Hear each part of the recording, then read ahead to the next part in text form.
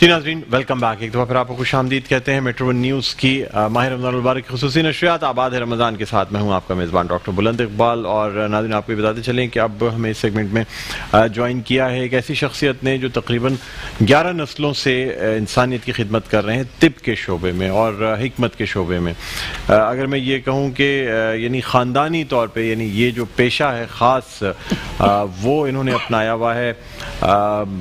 مختلف جو شاہی طبیب ہیں وہ ان کے خاندان میں موجود ہیں، نہیں ایسے لوگ حاذق الہند اگر ہم کہیں تو ان کے خاص طور پہ یہ پوتے ہیں اور طب میں ایک بہت بڑا نام رکھتے ہیں۔ اس کے علاوہ امریکہ میں میڈیسن کے شعبے میں پڑھاتے بھی رہے ہیں، یعنی پروفیسر بھی رہے ہیں۔ ہمارے ساتھ موجود ہیں ڈاکٹر پروفیسر حکیم عسکری صاحب۔ السلام علیکم۔ وعلیکم السلام ورحمۃ۔ حکیم صاحب آپ کو خوش آمدید کہتے ہیں۔ ناظرین کو یہاں یہ بھی بتانا چاہیں گے کہ حکیم صاحب شاہی طبیب ہیں والی جوناگڑھ اسٹیٹ کے، اور اسی وجہ سے جو ہے نا یہ اس کے علاوہ بھی اور ان کے خاندان میں کئی جو ممالک کے یا سلطنتوں کے والی اور جو بادشاہ ہوا کرتے تھے ان کے شاہی طبیب آپ کے خاندان میں رہے۔ جی جی جی بالکل صحیح فرمایا۔ میرے دادا حکیم سید محمود علی شاہ دہلوی، ان کا خطاب تھا مسیح الہند کا، اور آپ نے ملکہ وکٹوریہ کی دعوت پہ لندن میں ان کا علاج کیا تھا، ملکہ وکٹوریہ کا بھی اور جارج ہشتم کا علاج کیا تھا، اور وہاں پہ بکنگھم پیلس میں بڑی قد آویز جو ہے ان کی تصویر بھی ہے اور بایوگرافی بھی ہے۔ اسی طرح میرے دادا ان کا خطاب تھا حاذق الہند حکیم سید ظفر یاب علی شاہ دہلوی۔ آپ ہندوستان کی 7 ریاستوں کے معالج تھے، جس میں سلطنت عثمانیہ، حیدرآباد دکن، مالیر کوٹلا، رامپور اسٹیٹ، خیرپور میرس، خیرپور اسٹیٹ سندھ کی یہاں، اور لوہارو اسٹیٹ، اس طرح 7 ریاستوں کے معالج تھے۔ میرے پاس کچھ خطوط بھی ہیں، میں ان کے کچھ عمائدین سلطنت کے خطوط بھی لایا ہوں جو تقریباً 100-150 سال پرانے ہیں۔ اچھا، تو اس میں علامہ اقبال اور حکیم اجمل خان کے بھی خطوط ہیں، اور اس طرح بڑی اہم شخصیات جو اس دور کی تھی ان سب کے خطوط موجود ہیں۔ حکیم صاحب آپ سے بھی بات کرتے ہیں، ہم باقی بھی لوگوں کا تعارف کرا لیں۔ ہمارے ساتھ موجود ہیں قاری فیصل چشتی جو ہمارے ساتھ روزانہ موجود ہوتے ہیں۔ السلام علیکم، آپ کو بھی خوش آمدید کہتے ہیں۔ جی وعلیکم السلام۔ اور ناظرین ہمارے ساتھ موجود ہیں رضوان صدیقی صاحب۔ رضوان صدیقی صاحب بھی آج بڑی ہماری خصوصی ریکویسٹ پر تشریف لائے ہیں، اور بریک پہ جانے سے پہلے حکیم صاحب اجازت سے تھوڑی سی بات آدھی رہ گئی تھی اصل میں، اور وہ تھی بھی ویسے دیکھا جائے تو طب کے ہی شعبے سے وہ بات تھی۔ رضوان صاحب آپ کی بات ادھوری رہ گئی تھی کہ 2 قسم کے لوگ، 2 خلیے ہوتے ہیں، ایک وہ منفی خلیے جو انسان کو انتہا پسندی، تشدد اور انقلاب اور ان چیزوں کی طرف لے جاتے ہیں، ایک ہیں وہ مثبت خلیے جو کہ انسان میں ٹھہراؤ اور بالکل کامنیس اور اچھے کام کرنا اس پہ مجبور کرتے ہیں۔ آپ نے بہت، میں نے پہلے بھی یہ جملہ دہرایا تھا کہ آپ نے وضاحت کر دی۔ امر واقع یہ ہے کہ سائنسدان اب اس پر بڑے نازاں ہیں کہ انہوں نے ان 2 خلیوں کے درمیان فرق کو اور ان کی کیفیت اور مزاج کو پہچان لیا۔ اب وہ یہ چاہتے ہیں کہ یہ جو مثبت خلیے جسے ہم کہہ رہے ہیں، جسے آپ مثبت خلیے کہہ رہے ہیں، ان کے نزدیک یہ مثبت خلیے نہیں ہیں، یہ جنگجو خلیے ہیں، یہ شدت پسند خلیے ہیں، یہ ایک خدا پر یقین رکھنے والے ہیں، یہ مذہب پسند ہیں، وہ کسی بھی مذہب کے ہوں، یہ خلیے خیر کی طرف ہیں۔ تو وہ ان خلیوں کو مار کر وہ خلیے جو ان کے نزدیک پازیٹیو ہیں، یعنی جیو اور جینو دے کی پالیسی پر کام کرنے والے سرمایہ دارانہ نظام کے حامی، تو وہ اب ایک لا رہے ہیں ویکسین۔ اس ویکسین کے ذریعے کچھ ایسی چپس آپ میں ڈالی جائیں گی کہ آپ کی جو یہ ان کا تصور ہے۔ میں نے جب یہ پوری رپورٹ پڑھی تو میں اس نتیجے میں پہنچا کہ دیکھیے انسان جب اپنی لیاقت، قابلیت اور ذہانت اور فہم و ادراک اور فہم و فراست کی کوئی خاص منزل طے کر لیتا ہے تو یہ بھول جاتا ہے کہ یہ ساری نعمتیں عطا کرنے والا کوئی اور بھی ہے۔ یہ بات تو پہلے سے میرے رب نے بتا رکھی ہے کہ 2 شر اور خیر کا مجموعہ ہے انسان۔ اگر آدمی خیر کی قوتوں پر عمل کر کے زندگی گزارے گا تو ہم اس کو اس کے ایک ایک ذرے کا اجر دیں گے، اور اگر وہ شر کی قوتوں کا ساتھ دے گا تو ہم اس کے ایک ایک ذرے کا جواب طلب کر لیں گے۔ تو یہ ایک خوف لوگوں میں ہے بہت شدت کے ساتھ ہے کہ آنے والی جو دنیا ہے آفٹر کورونا ورلڈ جو آئے گی ہمارے سامنے، اس میں ہم سب چند لوگوں کے غلام بنا دیے جائیں گے۔ 6 فٹ کا فاصلہ انہوں نے اس لیے رکھا ہے کہ بھیڑ میں آپ کی ذات کو الگ کرنے میں دشواری پیش آئے گی اور یہ مستقل ہو جائے گا، مستقل ہو جائے گا۔ اچھا، وہ تو آپ کے خیال میں رضوان بھائی یہ کرونا کا جو وائرس ہے، کیا یہ انسان کا بنایا ہوا وائرس ہے؟ دیکھیے بات یہ ہے کہ میرا رب خود تو نیچے اتر کے بناتا نہیں ہے چیز، اسے تو خالی کن کہنا ہوتا ہے، اور یہ کن تو میرے جیسا حقیر بندہ اپنے رب کے نیازمندی کے لیے عرض کر رہا ہوں، اس کے لیے یہ کہنا بھی ضروری نہ ہو، جہاں وہ چاہے اشارہ کر دے تو دیکھیں میں قدم اپنے رب کے اذن کے بغیر نہیں اٹھا سکتا، بے شک کجا اس کے کہ میں زندگی اور موت کا فیصلہ کروں۔ میں انسانوں کو یہ صحیح ہے کہ ہماری جبلت میں ہے کہ ہم لوگوں کو غلام بنائیں، اور جب سے انسان نے ہوش سنبھالا ہے اس وقت سے انسان کچھ لوگوں کا غلام چلا آ رہا ہے، تو ان کی کوششیں ہیں، وہ ہمیں دیکھ سکتے ہیں۔ یہ بھی میرے رب ہی نے تو قرآن کریم میں فرمایا ہے کہ تعقل کرو، تفکر کرو، تحقیق کرو، یہ سب ہم نے تمہارے لیے تسخیر کر دیا۔ تو ڈاکٹر صاحب میں اس آج کے دن لوگوں کو یہ کہنا چاہتا ہوں کہ خوف زدہ نہ ہو، احتیاط کا تقاضا میرے نبی صلی اللہ علیہ وسلم نے قدم قدم پر ہمیں بتایا ہے۔ ہمیں احتیاط کرنی چاہیے، ہمیں گریز کرنا چاہیے، ایک دوسرے کے قریب آنے سے بچنا چاہیے۔ میں نے بہت پہلے ایک بات کہی تھی کہ دیکھیے اس بیماری میں بھی اللہ اپنے بندوں پہ کتنا مہربان ہے، بے شک اس قدر سستا اور اس قدر آسان علاج دے دیا اس نے۔ اس بڑے مرض کا سب سے سستا ترین علاج کے ہاتھ دھو لیجئے۔ بالکل آپ ذرا غور کیجئے کہ اس میں آسانیاں کتنی ہیں، اور مفت کا یہ کہ ذرا فاصلہ رکھ لیجئے۔ باقی خوف زدہ نہ ہو، جو ہونا ہے میرے رب کی رضا سے ہونا ہے۔ آپ کو موقع دیا ہے اللہ نے سنبھل جانے کا، یہ تنبیہ ہے، گریز کریں، جتنی برائیاں تھیں انہیں چھوڑ دیں۔ اور میں ڈاکٹر صاحب یہ بات بہت ضروری آج یہ آپ سے کہوں گا، اور اس کے بعد اگر وقت ملا تو پھر دہراؤں گا۔ میں کانپ اٹھتا ہوں، پچھلے 15-20 دنوں میں میں نے بعض بہت بڑے علماء کرام کی گفتگو سماعت کرنا کی ہے۔ شب قدر میں بھی اللہ تبارک و تعالیٰ اور اس کے فرشتے جو لوگوں کو آوازیں لگا کر معافی کے لیے طلب کرتے ہیں، وہاں 3 لوگ ایسے ہیں جن کی معافی نہیں ہے۔ ایک وہ جس نے قطع رحمی کیا ہے، اور ایک وہ جو والدین کا نافرمان۔ اللہ اکبر۔ میں لوگوں سے یہ کہتا ہوں خدا کے واسطے ابھی ایک شب قدر ہے، لوگوں کو گھر چلے جاؤ، چچا کے گھر چلے جاؤ، باپ کے پیر پکڑ لو، ماں کی گود میں جا کر بیٹھ جاؤ، دوستوں سے معافیاں مانگ لو۔ یہ لمحے گما دیے پھر نہیں آئیں گے، ساری چیزیں بیکار ہیں۔ جب شب قدر میں بھی اللہ اس ماہ مبارک میں جسے وہ اپنا مہینہ قرار دیتا ہے، اللہ خود کہتا ہے کہ ان کو نہیں چھوڑوں گا میں۔ بالکل بالکل بالکل صحیح فرمایا۔ اللہ سے ڈرنا چاہیے، لوگوں سے محبتیں کرنا چاہیے۔ بالکل رضوان بھائی۔ حکیم صاحب آپ سے اب کچھ تو گفتگو ہم کرنا چاہیں گے، نہیں اس سے پہلے کہ ہم اپنے سیگمنٹ پہ جائیں آپ سے بات کرنا چاہیں گے کہ خاص طور پہ آپ کیا سمجھتے ہیں آج اتنا بڑا ایک حادثہ بھی ہوا ماڈل کالونی کے ایک علاقے میں، جہاز جو ہے وہ گر گیا ہے، اور PIA کا طیارہ تھا جو لینڈنگ سے پہلے جو ہے ایک آبادی پہ گرا ہے۔ تو سر ان آزمائشوں سے کس طرح سے انسان نکل سکتا ہے، کیا فرمائیں گے، اور جو موجودہ حالات ہیں اس حوالے سے کیا کہیں گے؟ ہاں، سب سے پہلے تو یہ اس حادثے پہ انتہائی دکھ اور غم کی کیفیت ہے کہ ایسے موقع پر یہ حادثہ ہوا کہ جب لوگ خوشیوں کے دروازے کھٹکھٹا رہے تھے اور اپنی مغفرت کے راستے تلاش کر رہے تھے۔ یہ یقیناً ایک غفلت ہے، اسے حادثہ کہا جائے، غفلت کہا جائے، لیکن بہت افسوسناک واقعہ ہے۔ اس پہ میں پوری دلی تعزیت کرتا ہوں اس معاملات میں۔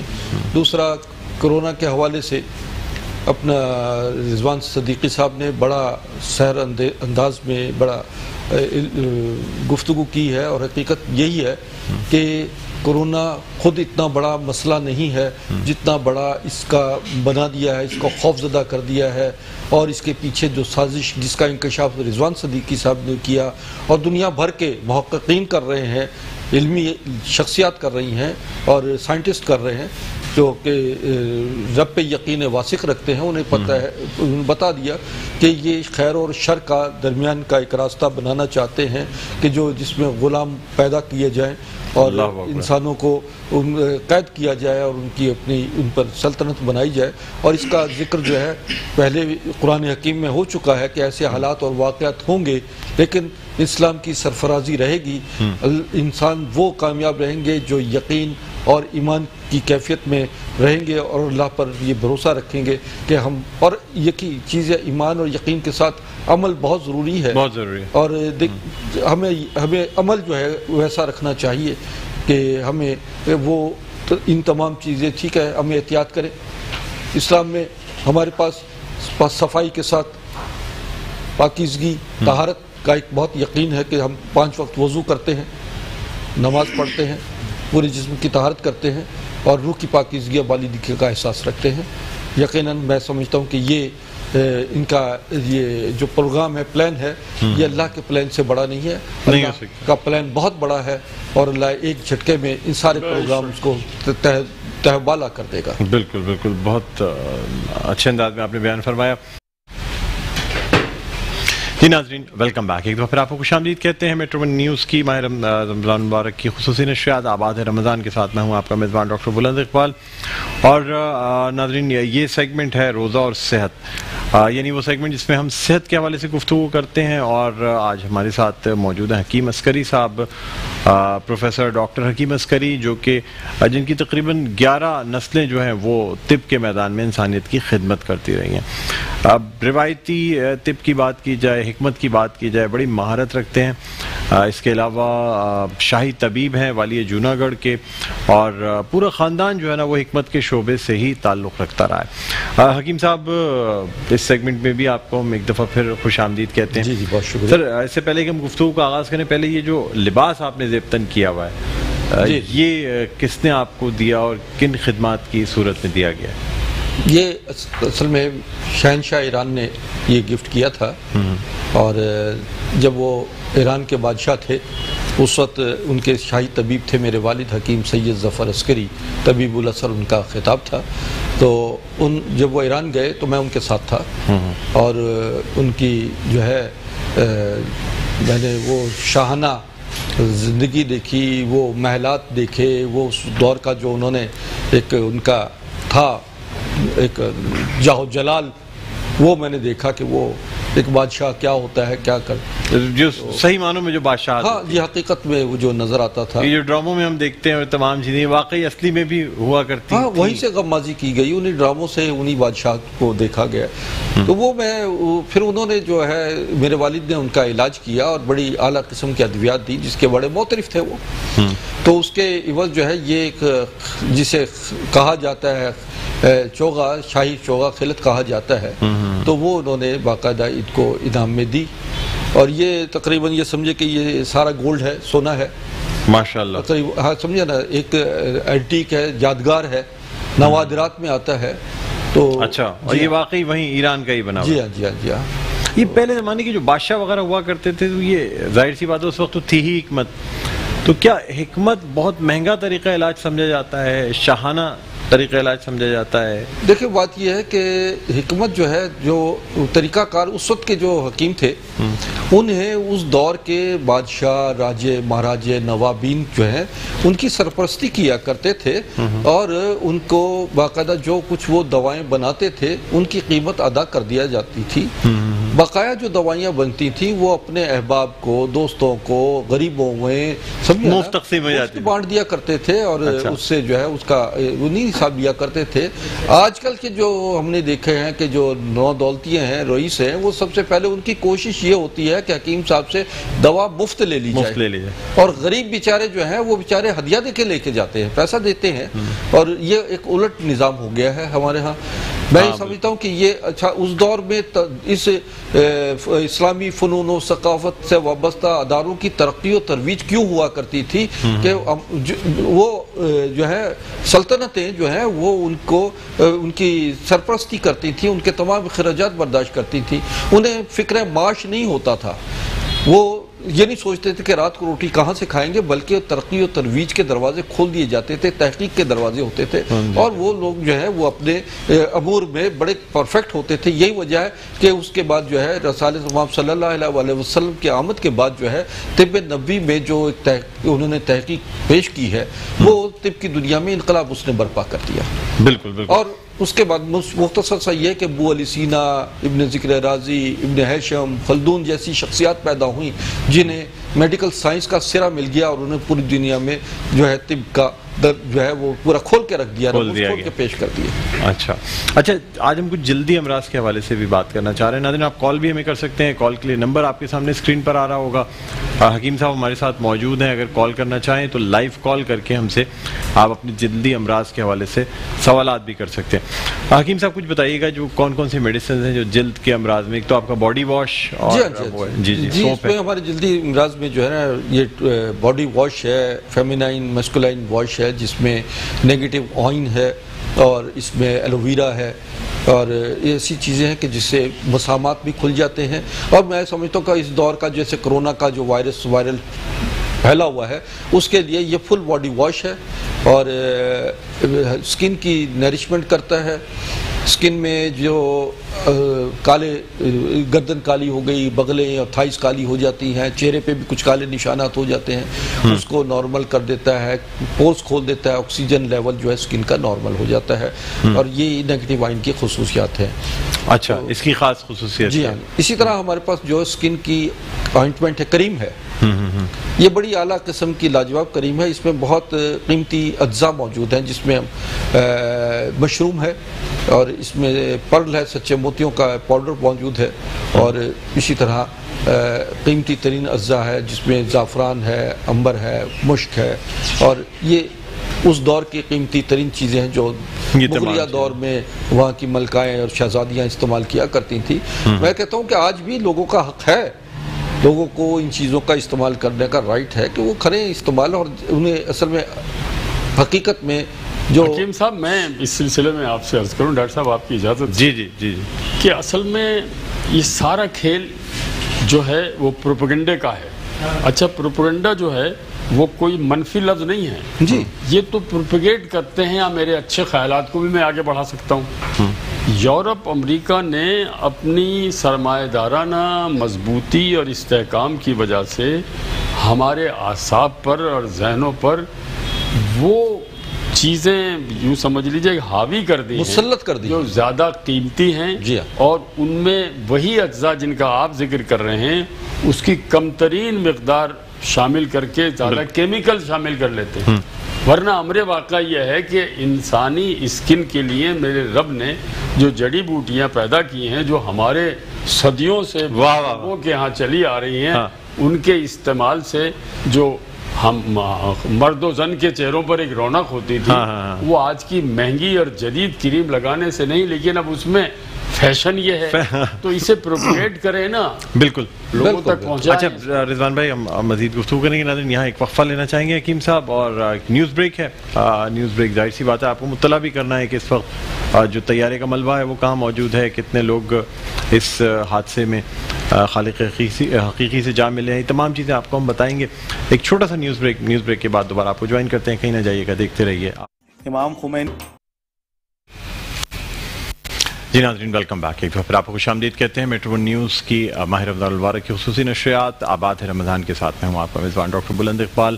ناظرین، سلسلہ ہے روزہ اور صحت کا، اور ہمارے ساتھ موجود ہیں پروفیسر ڈاکٹر حکیم عسکری صاحب۔ جی حکیم عسکری صاحب، خیریت سے ہیں؟ First class? بالکل، اللہ کی سر بریک پہ جانے سے پہلے آپ سے بات ہو رہی تھی اور آپ نے کہا تھا کچھ خطوط بھی آپ دکھائیں گے اور کچھ وہ چیزیں جو جی بڑے نایاب خطوط ہیں۔ یہ خط ہے، کیمرہ اس پہ ڈالے گا جی، یہ حکیم اجمل خان کا خط ہے، یہ دیکھیے گا، یہ 100 سال پرانا ہے، جو میرے دادا کے نام لکھا ہوا ہے ماشاءاللہ۔ میرے دادا حکیم اجمل خان کے شاگرد تھے، اور میرے پردادا مسیح الہند حکیم سید محمود علی شاہ دہلوی حکیم اجمل خان کے استاد تھے ماشاءاللہ۔ یہ عجیب و غریب ایک رشتہ ہے بنا استاد کا شاگرد کا۔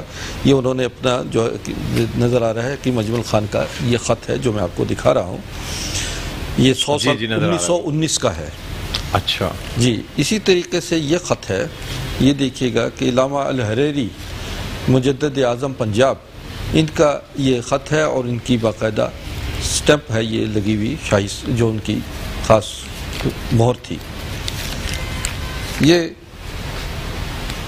نواب محمد علی خان قزلباش، یہ ان کا خط ہے جو آپ یہ دیکھ رہے ہیں، نواب محمد علی خان قزلباش ہے، ان کا یہ خط ہے۔ اسی طریقے سے یہ خط جو ہے یہ سند ہے، اصل میں یہ اس زمانے میں سند ہوا کرتی تھی جو نوابوں کے، یعنی میرے دادا جو 7 ریاستوں کے مؤلف تھے، تو نوابین کے راجوں مہاراجوں کے جو ہیں یہ خطوط ہیں یہ سند کے طور پر کام آتے ہیں۔ اسی طرح شمس العلماء، یہ خواجہ احمد صاحب ہیں جو مالیر کوٹلہ کے نواب تھے، مالیر کوٹلہ۔ اچھا، یہ ایک اور خط ہے، یہ تمام خطوط، یہ خطوط جو ہیں، یہ خط ہے، یہ حضرت علامہ اقبال کا خط ہے۔ ماشاءاللہ یہ تمام آپ نے سنبھال کے رکھے؟ جی جی جی، یہ بالکل میرے والد نے بھی سنبھال کے رکھے، میرے دادا کے خطوط ہیں۔ اور یہ دیکھیے گا کہ یہ خط علامہ اقبال کا خط ہے، اور اس کے پیچھے ایک خط ہے جو ہم نے پیسٹ کیا ہوا ہے، سر عبد القادر کا خط ہے۔ اچھا، یہ تمام خط اس وقت کے ہیں؟ اور جی جی جی، یہ جو ہے یہ نواب خیرپور بیرس میر حشمت علی خان، یہ ان کا شاہی سٹیمپ بھی ہے اس خط پہ، یہ ان کا جو ہے، یہ چونکہ ہمارے دادا ان کے وہ تھے، شاہی طبیب تھے۔ اسی طرح یہ لوہارو اسٹیٹ کا، نواب لوہارو اسٹیٹ کا خط ہے جو کہ ان کا شاہی سٹیمپ ہے۔ جمیل الدین علی صاحب تھے نا نواب، ان کے والد۔ اچھا، لوہاری اسٹیٹ، جی جی جی، جمیل الدین علی صاحب کے جی جی والد۔ جی ہاں جی ہاں جی، تو اچھا، یہ تمام خطوط اس وقت کے آپ ہیں؟ یہ آپ کی یعنی جو خاندان میں جو لوگ طبیب اور حکیم، یہ نواب مالیر کوٹلہ، ان کا یہ خط ہے، میر ذوالفقار علی خان نواب آف مالیر کوٹلہ، ریاست مالیر کوٹلہ کے ہیں۔ اچھا، یہ نواب حیدرآباد دکن کا خط ہے، سلطنت عثمانیہ، نواب حیدرآباد۔ پہلے زمانے میں ریسرچ کیسے کی جاتی تھی، تحقیق کیسے ہوتی تھی؟ یہ پیر جماعت علی شاہ صاحب جو ہیں ان کا خط ہے۔ یہ پہلے زمانے میں ریسرچ جو ہے وہ اس کا تحقیقاتی معاملہ ہوتا تھا، علم روحانیت سے بھی تعلق تھا۔ حکیم دیکھیں، طبیب جو ہے وہ تعلق حکمت سے کے ساتھ ساتھ روحانیت سے بھی تعلق تھا، اور ریسرچ کا طریقہ کار جو ہے وہ آج تک وہ ان کی اس ریسرچ کو کوئی چیلنج نہیں کر سکا جو اس دور میں ان کی ریسرچ کا طریقہ کار تھا۔ وہ جو ہے وہ لازمی بات ہے کہ جو ادارے فنون و ثقافت سے وابستہ ادارے تھے وہ ان کی سرپرستی اس دور کے جو ہے سلطنتیں کیا کرتی تھی۔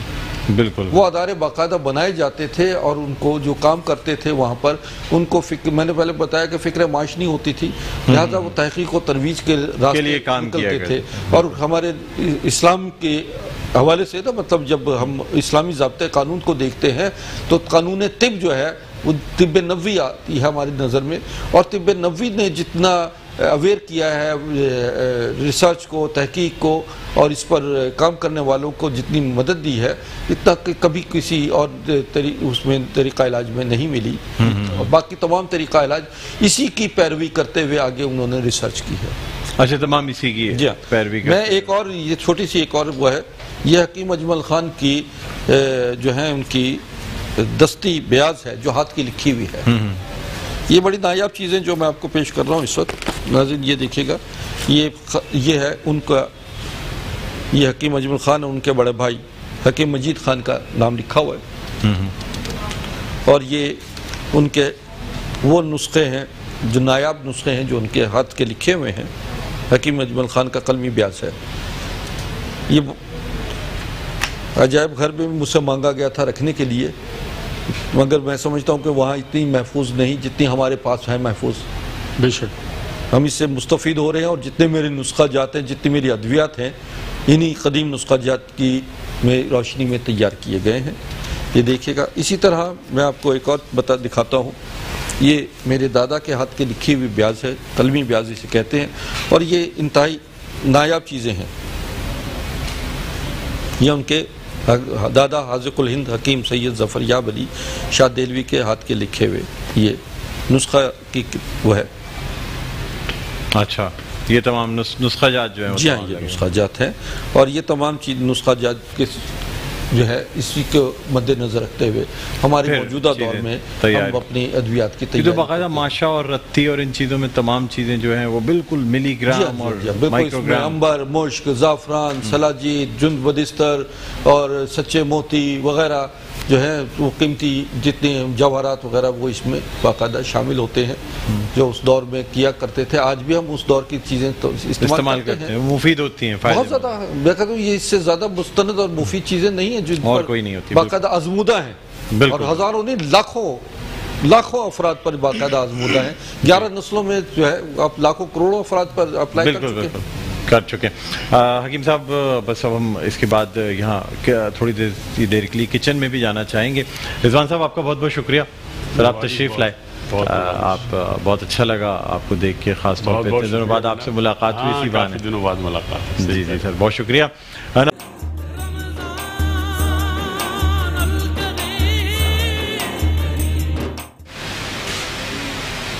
جی ناظرین، ویلکم بیک، ایک دفعہ پھر آپ کو خوش آمدید کہتے ہیں میٹرو نیوز کی ماہ رمضان المبارک کی خصوصی نشریات آباد ہے رمضان کے ساتھ۔ میں ہوں آپ کا میزبان ڈاکٹر بلند اقبال، اور میرے ساتھ موجود ہیں شیف فرح۔ اور ناظرین، یہ کچن سیگمنٹ جو آپ کے سامنے لے کر آئے، السلام علیکم شیف فرح۔ وعلیکم السلام، الحمدللہ۔ اچھا ناظرین، آج چونکہ جمعۃ الوداع کے حساب سے یہ کچن سیگمنٹ ہم پلان کر رہے تھے، اور اسی لیے آج آپ کو شیف فرح جو ہے نا وہ نارمل ڈریس میں موجود ہیں، جمعۃ الوداع کے حساب سے ایک تیاری کر کے آئے تھے۔ اور اس کے ساتھ ساتھ اگر میں آپ کو دکھاؤں کہ جو ہمارے اسسٹنٹ ہیں انہوں نے بھی بڑی زبردست سے کپڑے پہنے ہوئے ہیں۔ حذیفہ ذرا سا یہاں آ جائیے گا سامنے۔ السلام علیکم۔ وعلیکم السلام، خیریت سے آپ؟ یہ دیکھیں ناظرین، حذیفہ جو ہے نا یہ بھی بڑے آج تیاری سے آئے ہیں، اور اسی لیے ان لوگوں کی کپڑوں کی تیاری سے آپ کو اندازہ ہو رہا ہوگا کہ کوئی کچن نہیں ہے، یہ ایسا لگ رہا ہے جیسے جمعۃ الوداع کے لیے کوئی خاص اہتمام کیا جا رہا ہے۔ لیکن افسوس کی بات یہ کہ آج بس جو سانحہ ہوا اس کی وجہ سے ہم سب تھوڑے غمگین بھی ہوئے، پریشان بھی ہوئے، اور اس وجہ سے یہ کوکنگ سیگمنٹ بھی ہمیں یعنی بالکل شارٹ کرنا پڑا، اس لیے کہ بریکنگ نیوز اور پھر تمام چیزوں کا سلسلہ، اور کچھ ہمارا مطلب ظاہر سی بات ہے کھلے گلے کے ساتھ جب ہم ٹرانسمیشن کرتے ہیں تو اور بات ہوتی ہے، لیکن یہ کہ ان حالات میں پھر ذرا سا مشکل ہو جاتا ہے۔ بہرحال آپ کو یہ بھی بتاتے چلیں کہ ہمارے ساتھ حکیم عسکری صاحب موجود ہیں۔ السلام علیکم۔ جی دوبارہ سے آپ کو خوش آمدید کہتے ہیں۔ حکیم صاحب بھی ہمارے ساتھ اس سیگمنٹ پہ موجود ہیں، لیکن آج اس سے بڑھ کے آپ کو ایک خاص بات یہ بتائیں گے کہ کل جو ہم نے فرمائش کی تھی اور ہم نے ریکویسٹ کی تھی، درخواست کی تھی عمران شیخ اتاری صاحب سے کہ وہ ہماری ٹرانسمیشن میں شریک ہوں، تو بڑا پن ہے ان کا کہ وہ آج جس طرح انہوں نے کل وعدہ فرمایا تھا، حالانکہ ہمیں امید نہیں تھی کیونکہ حالات بھی کچھ ایسے ہو گئے تھے اس سانحے کے بعد، لیکن پھر بھی ماشاءاللہ اپنے وعدے کو وفا کرتے ہوئے ہمارے ساتھ موجود ہیں۔ ملک کا ایک بہت بڑا نام، مشہور و معروف ثنا خواں، نعت خواں ہمارے ساتھ موجود ہیں عمران شیخ اتاری صاحب۔ السلام علیکم۔ وعلیکم السلام۔ عمران بھائی خوش آمدید کہتے ہیں سر پروگرام میں۔ بہت شکریہ، اور آج بہت ہی افسوس ہوا جی یہ خبر سن کے کہ آج جو لاہور سے ایک فلائٹ آ رہی تھی اس کا کریش ہو گیا اور کئی ہمارے مسلمان بھائی شہید ہو گئے۔ اللہ تعالیٰ ان کو صبر عطا فرمائے، ان کے گھر والوں کو، اور ان کی بے حساب بخشش فرمائے۔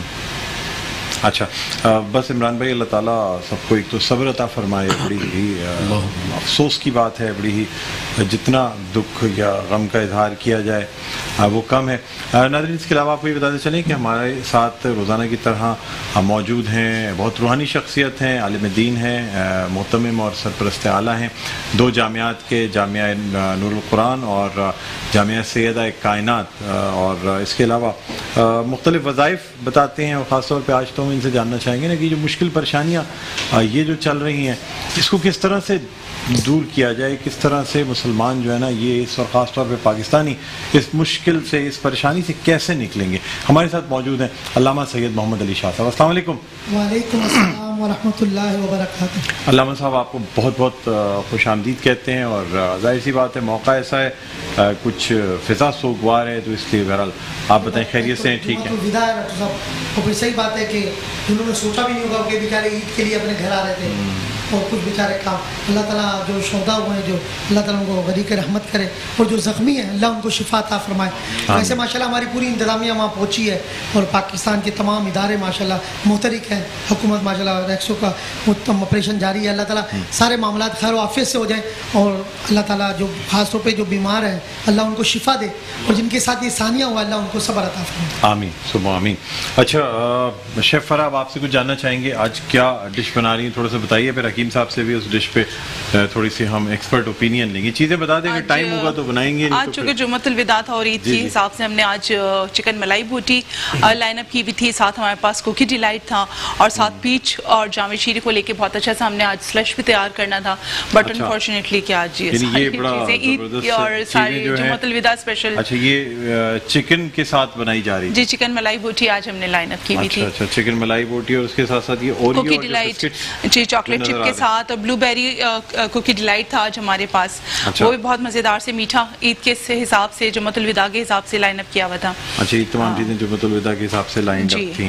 اچھا حکیم صاحب یہ بتائیے کہ چکن کے حوالے سے آپ کیا کہیں گے, کیسی غذا ہے, چکن کو اپنی غذا میں کس قدر استعمال کرنا چاہیے؟ ایک ہلکی پھلکی غذا ہے اور بہت جلدی ہضم ہونے والی ہے. لحمیات اس میں شامل ہیں, طاقت دیتی ہے, اعصابی جسمانی کمزوری جو ہے اس کو رفع کرتی ہے. چکن جو ہے یہ اس وقت فی زمانہ بہت لوگ اس کو بڑے شوق سے ذوق سے استعمال کر رہے ہیں. ان کو سبزیوں میں اگر زیادہ استعمال کریں, گھیا, توری, ٹینڈے وغیرہ اس میں شامل کر کے چکن پکایا جائے تو یہ آپ کے نظام ہضم کو بھی درست کرتے ہیں. معدے اور جگر کے حوالے سے بہت زیادہ یہ آپ کو فائدہ مند ہے. اچھا, اور آپ کہہ رہے تھے گوشت کے ساتھ ساتھ اگر گوشت کھانے والے زیادہ لوگ ہوں تو اپنے آپ کو غذا کو معتدل کیسے بنائیں؟